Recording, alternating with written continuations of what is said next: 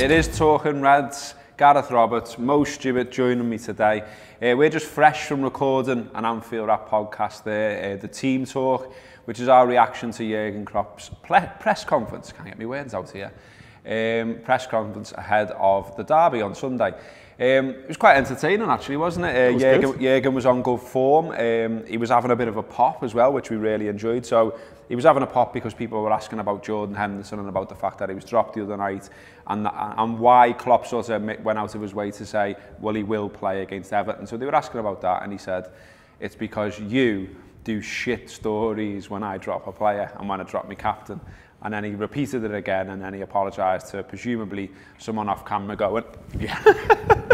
But it made sense though, didn't it? Yeah. It was like you could tell the strength of his feeling, because the thing with Klopp is that he very rarely likes to let his mask slip. But I'm starting to pick up now when he's really annoyed. Yeah, definitely. And I think with that, and on top of the fact that the Coutinho story was literally the first question, yeah, I think that probably put him in a bad mood to begin with. Yeah, I mean, we got into a little bit of that on the team, so that's interesting. It's in the papers today, of course, that Coutinho being linked, move away. Some of the columnists in the papers as well have chosen that as a topic to write about. And it comes from Coutinho's comments the other day, which I'm sure you've all seen by now, where basically he said, I was off. He said it's like an employee being offered a job, and I was offered a job, or the prospect of a job, and I quite fancied the idea. Now, the other day, Klopp was asked about this, and he just battered it away. He couldn't be bothered talking about it.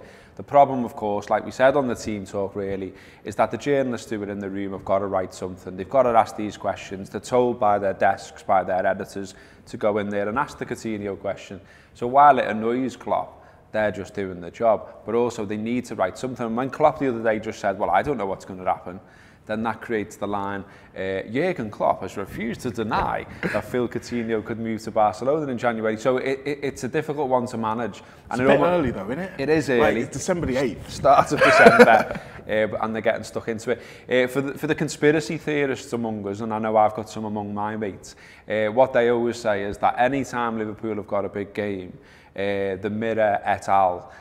Will go out their way to disrupt one of our best players. Now, I'm not sure about that one. I haven't worked in the industry. I'm not sure it really works like that. They just put the stuff on the back that they think people are interested in, that they think will sell, and that will get people in white vans talking, really. And so that's all they're doing. It's loads of people in loads of different places doing the jobs. But anyway, we're going to get more into the papers in the second half of this. But first, it is all about the derby, Sunday's derby. We were talking about the odds before, weren't we, Mo? I mean, they're absolutely wild for a derby. Everton are 11-1 to win this game, and that's got to be the longest odds for a long time. And no one's given them a chance. And I've been dead cocky all week. Evertonians have told me so. But it's hard to see anything other than a Liverpool win, isn't it? I mean, I just, we were getting into it on Team Talk, and it's like, apart from just sort of a puncher's chance. I mean, the idea that Sam Allardyce can pull something out of his magic hat and produce his brand new system that's going to bamboozle us that we've not seen before, I think because it's Sam Allardyce, that's kind of why that idea is planted in the back of some people's heads. But the fact remains is that if you look at their team and you look at our team, we should be wiping the floor with them. And I fully expect that to happen on Sunday. Yeah, I mean, we're scoring goals for fun, 3, 4, 5, 6, 7 goals. It'd be lovely to do that to them, by the way. I might go out for a week if that happens. But I'd just take the win. I mean, these wins are so important, especially when you're in the city. Just before we press go on this, we were talking about, what it's like to sort of grow up around Evertonians. One of my best mates is an Evertonian. The missus is an Evertonian. Family are Evertonians. And if I can sit there on Christmas Day with a big grin on my face, talking about when Liverpool battered Everton at Anfield in this game, I will be a happy man. And if they're talking to me about when they fluked a 1-0 and Hippo Head was smiling, I'm not going to be a happy man. So that's why this is all important. I wanted to just look at this list for a moment as well, which is a list of all our games against Everton. And it's lovely reading, So, last season at Anfield, we beat them 3-1. We beat them 1-0 at Goodison. Season before, we beat them 4-0 at Anfield. We drew 1-1 with them at Goodison. Season before, 0-0 and 1-1. Season before, 4-0 to Liverpool, 3-3 at Goodison. 0-0, 2-2, 2-1 to Liverpool, 3-0 to Liverpool, 2-0 to Liverpool, 2-2. And you're going back miles, aren't you, until you're finding anything for Everton, basically. 2010, they won 2-0 at Goodison Park. I've wrote it in capital letters. Hodge. Yeah. That's why you won. The Hodge. No other reason. He was a knobhead. He was the worst Liverpool manager ever, and that's why you won. And then it returns, 1-0 at Anfield, 2-0 at Goodison to Liverpool, of course. And then you're going back to 2009. They beat us in the FA Cup, replay, Gosling, all that, when ITV messed up and put an advert on a Chewy's instead of showing the game, all that kind of thing. And obviously at Anfield, you haven't won since 1999. Wow. And Kev Campbell, who scored the winner that day for Everton, he's 47 now. 47. There are lads who were born after that game who are now legally able to drink. And this, we've got Josh in the office who I'm sure you've seen on videos and stuff, and he has never seen Everton win anything, a trophy. He was born in 1995, and so he was born in late 1995. So that when they won the FA Cup in May, he wasn't alive. And he's working at the Anfield app now. Do you know what I mean? And it's absolutely wild, isn't it? Look, I fully expect this run to continue. Most people around the city do. Mo, what you reckoning? I mean, if I wanted to give some kind of hope to Everton at all, then I wouldn't be sitting here doing this. So I'm not going to. We're going to smash them. Sorry, lads. We're going to smash you. On the Anfield app, there is loads and loads of talk about this game. As I say, we've just done the team talk. Later on tonight, City Talk show will be out. That is free for people who don't subscribe, so give that a go if you've never tried one of our podcasts, maybe. There's the Friday show out there as well, getting into this game. There's all kinds going on. And then there's the nonsense that is AFQ, which if you've never seen that, the way that works is people on Twitter send us any fucking question, which is what AFQ stands for, and we answer them while having a bevy on a Friday afternoon. So you can imagine how that goes. Anyway, so that's the plug for the Anfield app. Have a look at it, give it a go, give it a listen. Next, the papers. All right then, so the papers section of Talking Reds, and there's a double lol in the mirror today. They're really on the kip that keeps on giving, aren't they? There's a double lol. It's Everton again. Look, it's Everton heavy. It's been Everton heavy all week, but, it's the derby. So yeah, back page of the mirror today. Come on, Auber, to our place. Now, Auber, come on, Auber. That's a terrible pun. I mean, I was going to say, mate. I mean, look, all week I've been saying, I used to write headlines for a living, and I've been pointing out some good ones, but this one, I'm not having that. Nah. We're not having that, are we? And we're also not having the story, let's be honest. Exclusive by Darren Lewis. Sam Allardyce wants to pull off an audacious £60 million coup with the capture of Borussia Dortmund marksman Pierre-Emerick Aubameyang. All right, yeah. I mean, can you see that happening? If they really want to get Aubameyang, then they wouldn't be able to afford his wages and the new stadium, because that's how much money they'll have to throw in to come. It feels a little bit like when they were after Simeone and ended up with Allardyce. So expect them to be buying Andy Carroll on January 28th. So yeah, a little bit of a pinch of salt with that one. Elsewhere in the mirror, and it did promise you a double lol, and it's this headline, another lol. Look out, Liverpool. Ooh.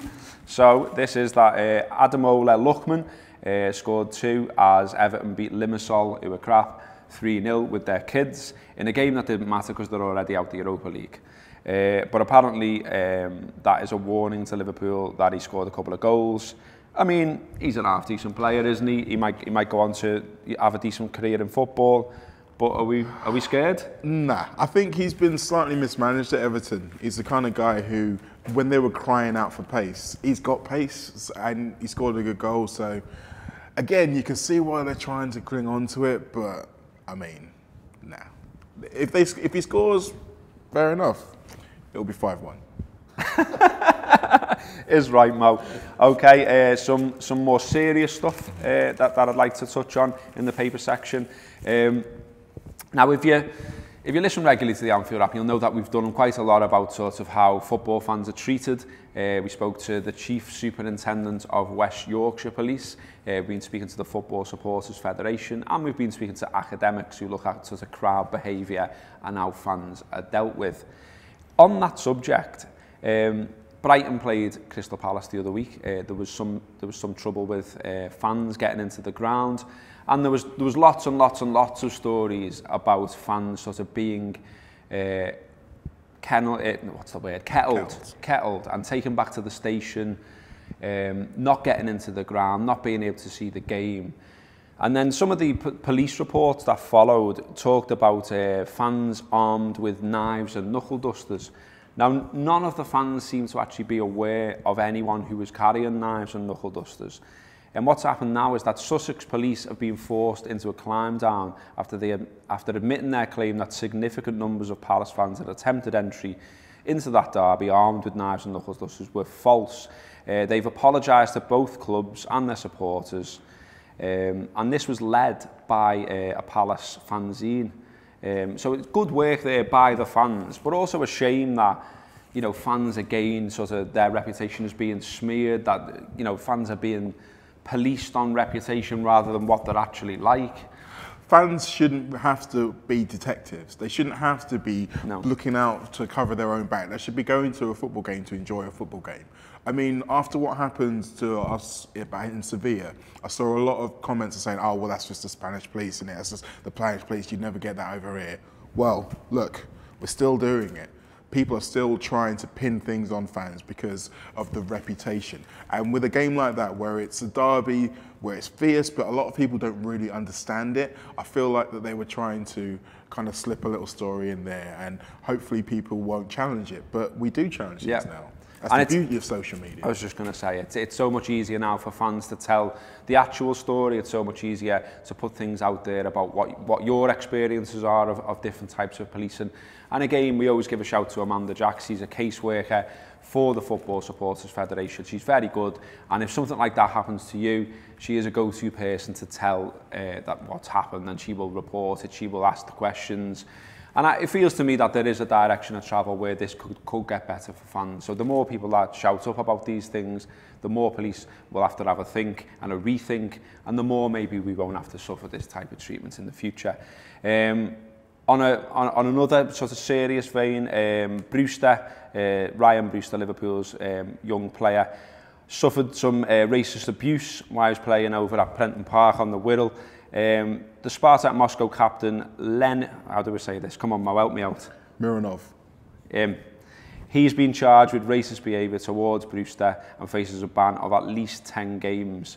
I know that this comes as a huge shock, I've got to say, in that here we are, 2017, you know, Spartak bringing a youth team over to face a Liverpool youth team and something like this happening, and Brewster rightly, you know, really angry about the situation, you know, had to be held back.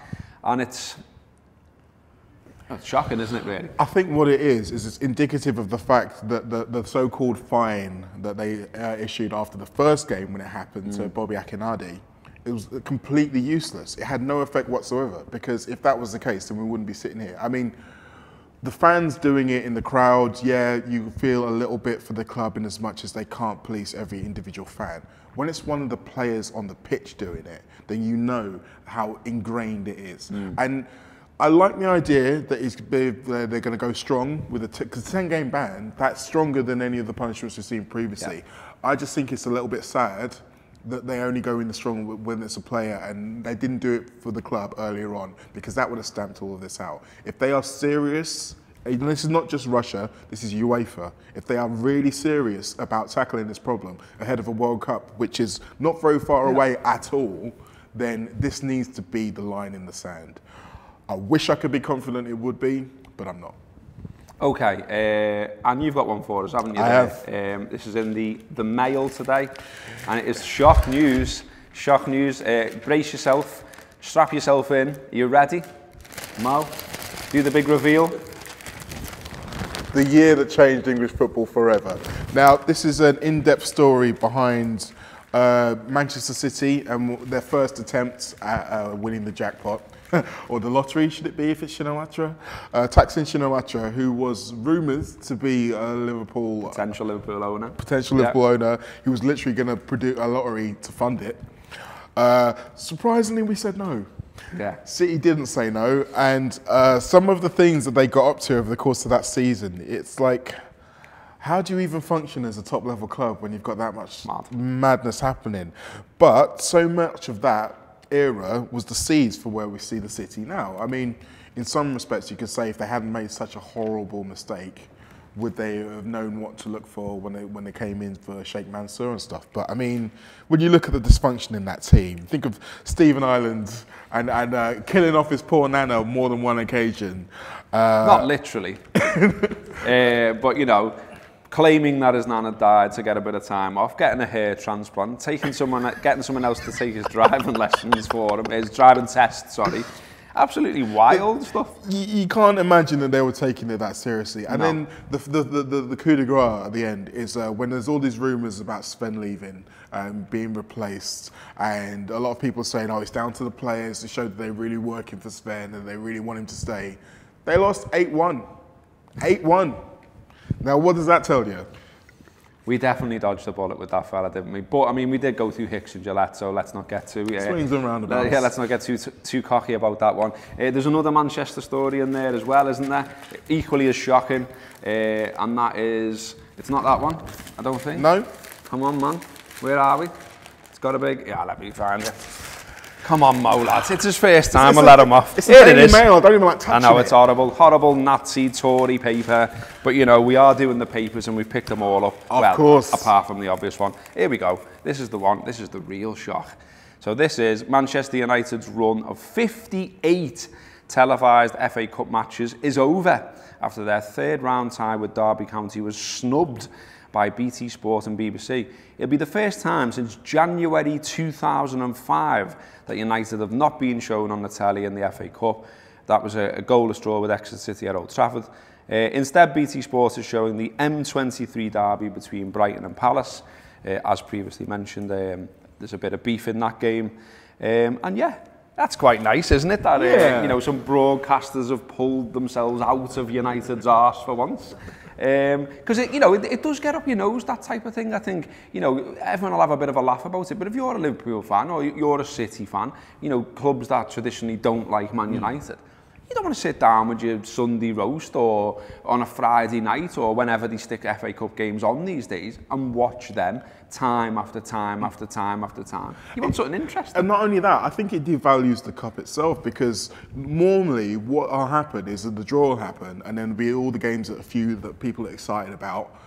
But if it's every year, it's just, oh, well, whoever Man United playing, then you're not really getting excited about the games. Exactly. And this third round draw was very good, because obviously not only another derby, nice one lads, but you've got the Brighton Palace rematch, and also interestingly it's going to be the first time we see VAR in an English game, so that's going to be really interesting. So there's so many other stories out there that we don't need to rely on United if you're a TV company anymore. It's just lazy, so I'm glad they stopped doing it. People don't care about Man United anymore. We like this. Yeah. That has been Talking Reds. We're looking forward to the derby. Let's do them Reds.